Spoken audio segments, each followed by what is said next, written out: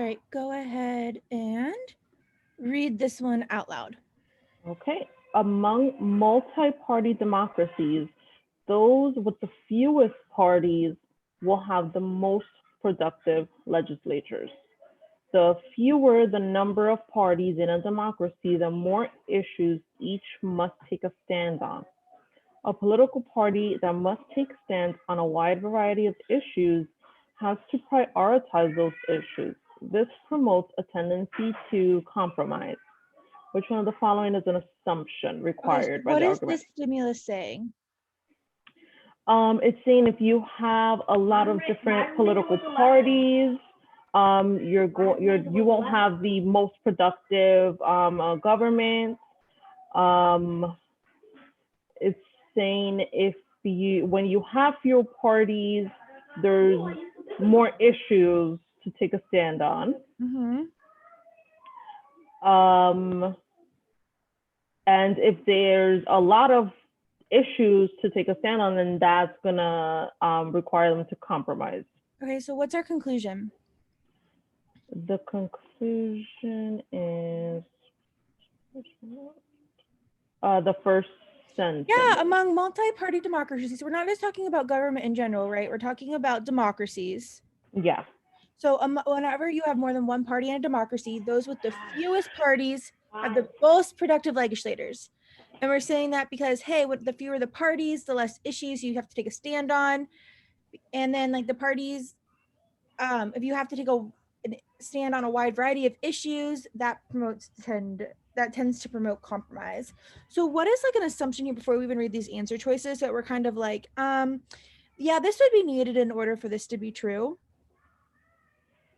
So when I was doing this, when I was thinking, which is why I think I chose the answer I was thinking, well, how do we know that if you're in opposing parties or different parties, you have different views? Which ended up similar to what I chose in the answer choice. But I guess what else My could it thing be? is like, so the fewer the parties, the more issues each must take a stand on. So, like you have like a wide, like, polar opposite right now in America, right? Like we have two parties, very, very polar opposites. Yeah. And it must take a stand on a wide variety of issues, tends to compromise. So they're saying like if you have to take a stand, so we have these two parties. So in America, does us having two like a fewer number of parties, you pretty much have two parties, right? Does that Right. promote the fact that we have to take a stand on a wide variety of issues? Does that promote compromise in America? Not necessarily. It doesn't have to. Yeah, and so that why yeah, I'm like, show me where our government is compromising. Yeah. So an assumption here that I see is really with this word compromise. What are they assuming? Okay. They're assuming that if there's a lot of issues, that you have to compromise. Like you can't. Or that that compromise is good, right? Mm-hmm. And they're Right. also assuming that those with a large number of parties are not what? If you have a large number of parties, then you don't have to compromise. Yeah, at least to some level is kind of what I see going on here. Yeah. All right, so go ahead and read through these answer choices for me. A, the more political parties a nation has, the more likely it is that there will be disagreements within parties. Like it, leave it, hate it.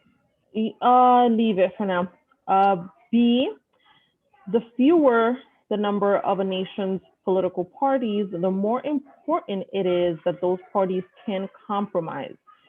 So when I read that one, I didn't like it because it said more important, and I don't know what's more important. So I think I crossed it out. I don't know if I was right. I don't remember what I chose, but that's kind of what I was thinking for that one. C, the tendency to compromise makes the legislative process more productive. I would leave it. D, the legislatures of non-democracies are less productive. I wouldn't read that because I don't care about non-democracies. Right. That's what. E, legislators in a multi-party democracy never all agree on important issues. Okay, now remember I chose this one for my answer. Because I was thinking if everybody agrees, then why do we need to, there's no need to compromise if everybody's agreeing. I guess that's what I was thinking. I don't think this is saying all issues. I think this is just like they never agree on important issues. So like, do they not, maybe does it have to be true that legislators never agree that you shouldn't kill people? Like they all could agree that we don't kill people, but they could still be like very polar opposite in other ways, right? Exactly. I see that now. Like it says important issues, like but they not could like agree on all something. issues. Exactly. I see. All right, so now we're between A and C. Okay. The more political parties the nation has, more likely it is that there will be disagreements. I would probably go with C. Yeah, and like honestly, like C, A definitely doesn't have to be true because it's like the more political parties a nation has, well, we're actually saying like fewer parties is good, so that there's more, more need to compromise. Yeah. This is almost the opposite. And two, we don't give any type of correlation, like, oh, if this happens, you're more likely to do this. Right. So yeah, it's definitely going to be C, where it's like, hey, the tendency to compromise we need compromise to be good, right? Like we want them to compromise because we're saying, hey, and we do bring in most productive in our conclusion too. So we're really bridging that gap. Yeah, I think I saw more productive, and I don't know, I guess maybe I was thinking, I don't know what's more productive, but they did tell you, they said it's most productive. So I should have caught that. And we need that to be the truth. Yeah.